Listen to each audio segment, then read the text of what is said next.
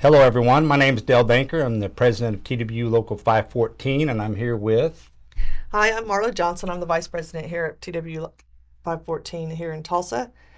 And we want to get another update video out to you. Last one we had was back around June 26th, but we've had a lot of things going on, and we want to try to share that information with you. Marla, you want to go ahead?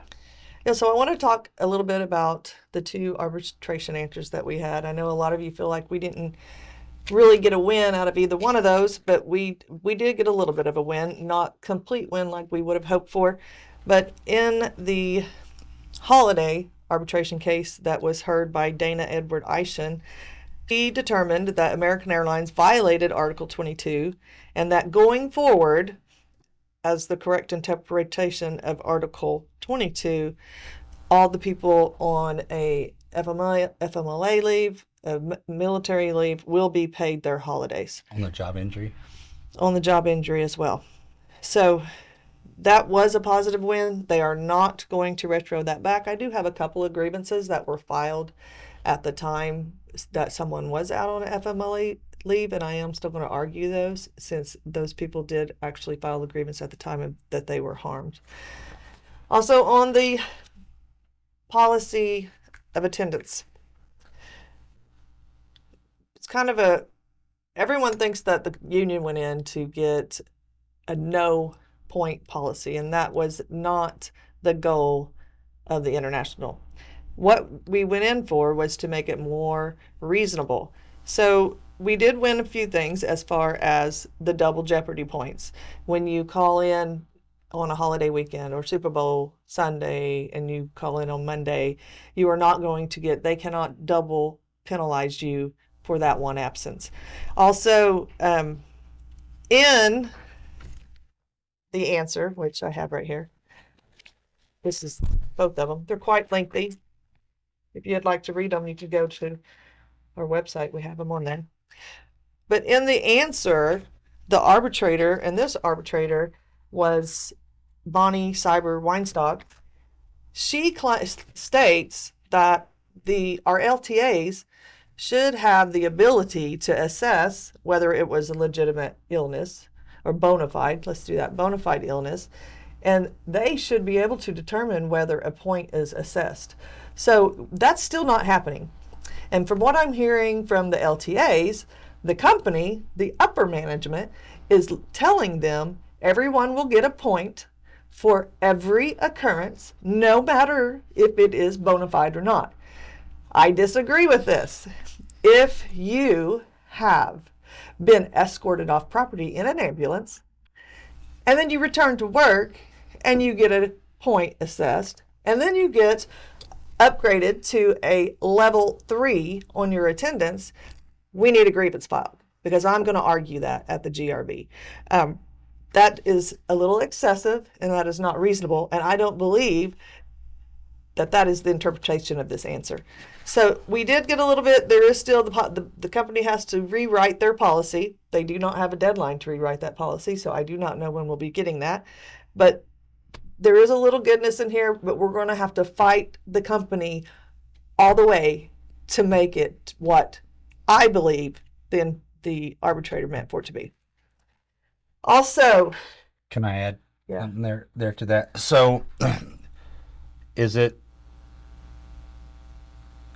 there was a change in your length of occurrence, right? So if yes. if you took 5 days or less off, they was assessing 1 point, but if you went beyond 5 days, they were assessing 2, correct? Yes. So there is no more 2 points for one occurrence.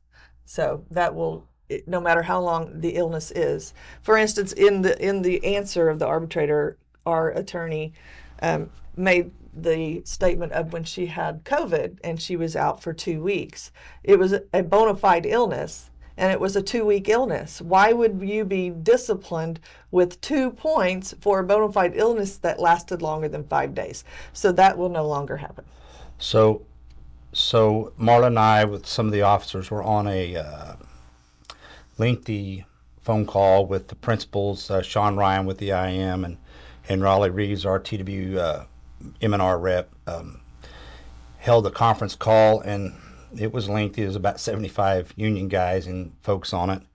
But one of the things that we've discussed is that if you go back into our old previous contract before the association and look at those policies, we viewed it as an occurrence, and the company viewed it as an occurrence. With this reward now, so back then, if you got 5 occurrences, you was on this hot list, and the officers would have to go over there with the lady that was with American Airlines at the time, and we'd go over this frequent flyer list or top list of those that had the most occurrences. And now with this policy, you could change the word point and put the word occurrence in, and it's going to be less egregious than the policy that we were under before. So have we had people get terminated? We have, but they would have been terminated under the old policy as well, because people aren't leaving the company with just a few handful of points. It's usually they're leaving the company because they've been gone for months at a time and they won't answer the phone call.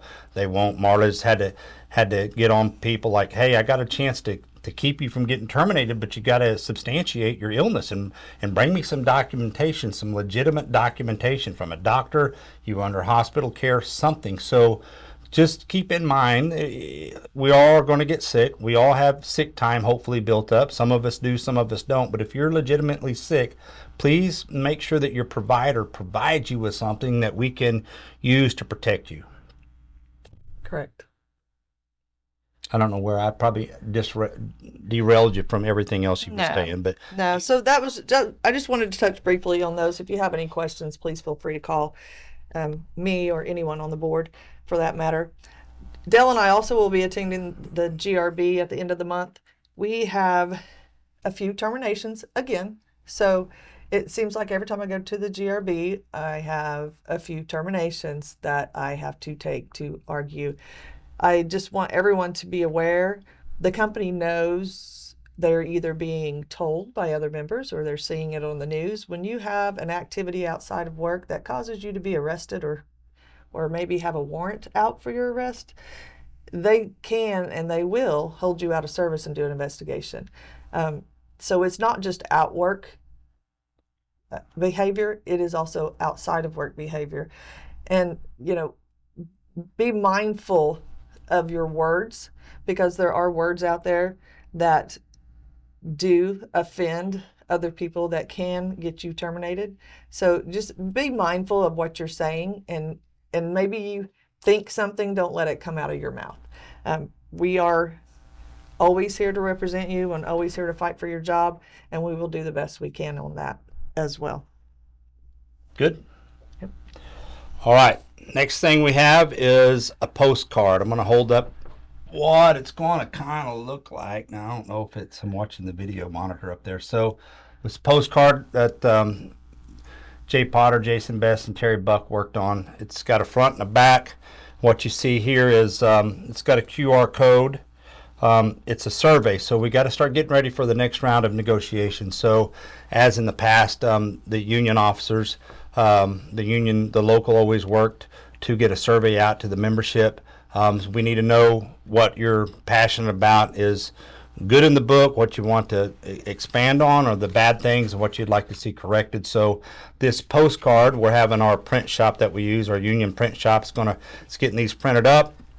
And some folks don't know how to use a QR code or don't want to use it. The back of the postcard, it has a list of about 10 items and other being 11.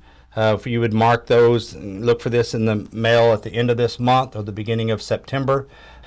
The QR codes will have a spot that you can open up, and it'll take you to a link on the website where you can also take that survey, or that you can in detail tell us what about a particular piece of an article that you're not happy with. As always, we know that the wages, 401k, health insurance benefits, sick time, sick leave, profit sharing, all those things that are economic for you, that you care about, we did not list them as the survey because we know that those should and always be number one. And so when we get this data back, and we gather it all up from the postcards and from the websites, then it's probably going to drive another survey to say, hey, okay, what about overtime? Don't you like the 24-hour rule and all that stuff? We know. What about shift swaps? Do you not like, or do you want us to try to enhance? We know we're going to have more detailed surveys going out, but this is an attempt to get it out to you. Please, if your address has changed and you don't get one and you want one, we'll have them available up in the grievance office. You can come and pick one up but we always want to get your address right so we can send this stuff out. So also along with using the QR code, we're going to go into some of the bulletin boards. So we probably have 54, 55 union bulletin boards on the base, and sometimes there's stuff sitting in some of the ones that aren't main bulletin boards, or maybe they've moved a shop from one particular place to another, and here's this bulletin board, and if it doesn't get something posted in it, then somebody will say, you didn't post it in all 54 bulletin boards, and therefore you're in violation of the bylaws that say you'll post it in all the bulletin boards.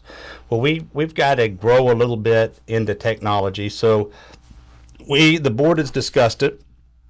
When we get these stickers made here, they're going to be available for you to put on your toolbox, or hopefully not put in places that the company is going to get bashful about that they're there and say something to you. But these QR codes will be a sticker. You could stick it on your toolbox, and then you could take your phone and you could hit the QR code, and you'll see it'll take you to what Al Ball is setting in here. It'll take you to a link saying what our postings are, or take you to our website. So look for those stickers coming soon. They would be available up in the bulletin board. Up in the grievance office, and probably give them out to all the shop stewards and let them try to have them available. But you'll see them on the bulletin boards, because if there's an obscure bulletin board somewhere, what we want to get to is a bulletin board that has the QR code that'll take you straight to what the current postings are. And we also want to have a main bulletin board, maybe two in the turbine building, but in the hangars, like in Hangar 5, everybody knows where the union bulletin board's at, because it's where it's where people post stuff for sale. All of that's in one spot, and you just go to that spot. There's the postings, and it's all good. So we're going to try to work towards using technology to try to get you up to date and pertinent information to you. A little bit about what we're doing to prepare for negotiations, the bulletin boards, and then we're kind of doing it in a transition, or we're more towards the end of the transition phase. Terry Buck is kind of stepping back from handling benefits, and that baton's being passed to Tracy Harden as chairman and George Albano as co-chairman. And Marla has always had her hands in it, trying to help where she can. Of course, now with being VP, she's pretty busy trying to work down the mountain of grievances in front of her. But Marla, do you want to have a comment about benefits? So just make sure you go in and check your benefits. We had a few people last year that were double enrolled in long-term disability. So make sure that you're looking at your benefit questions and answering them properly, because they will automatically sign you up for a couple of things in there if you do not opt out of them. This is coming up here in October.